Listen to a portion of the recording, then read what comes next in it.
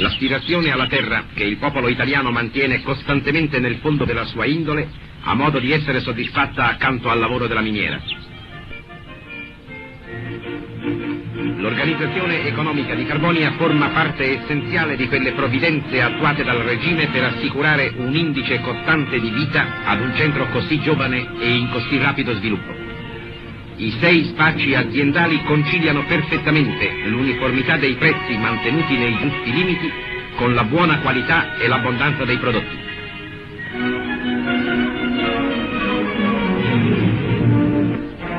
Alle mense collettive, negli alberghi operai, la buona salute e la soddisfazione del lavoro promuovono una cordiale intimità che ciascuno si augura presto di ritrovare, seguendo l'esempio di molti compagni, in un ambiente più raccolto e più dolce.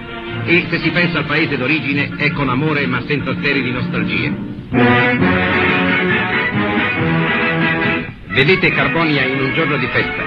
Ormai un saldo vincolo di solidarietà nata nel lavoro unisce tutti i cittadini.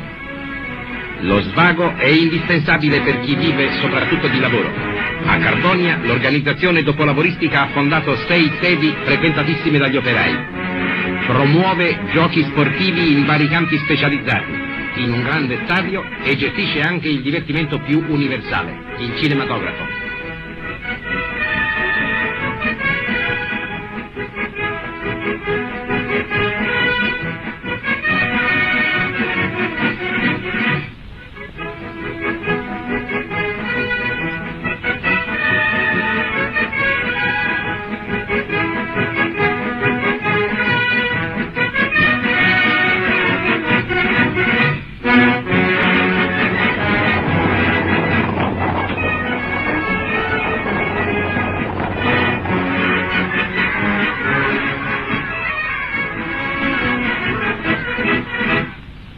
È domenica, l'unico giorno in cui le miniere riposano, ma i ragazzi hanno spesso la mania di fare al contrario dei grandi.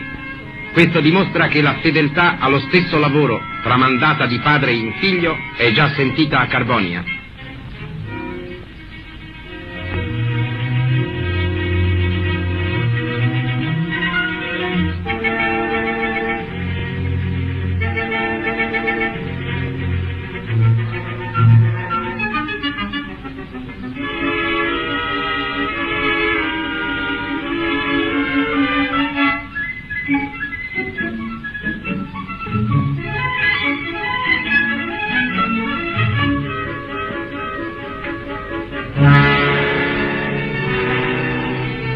Al tramonto riprende il lavoro per i turni di notte. Le squadre si avviano verso i pozzi delle miniere e nella chiesa di Carbonia anche il pensiero delle donne ritorna naturalmente alla miniera.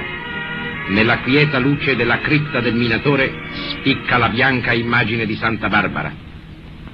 Santa patrona, assisti i nostri mariti, i nostri figli, i padri di questi bambini, sollevali nella fatica, tieni lontano da loro i pericoli della miniera. Sono anche essi soldati.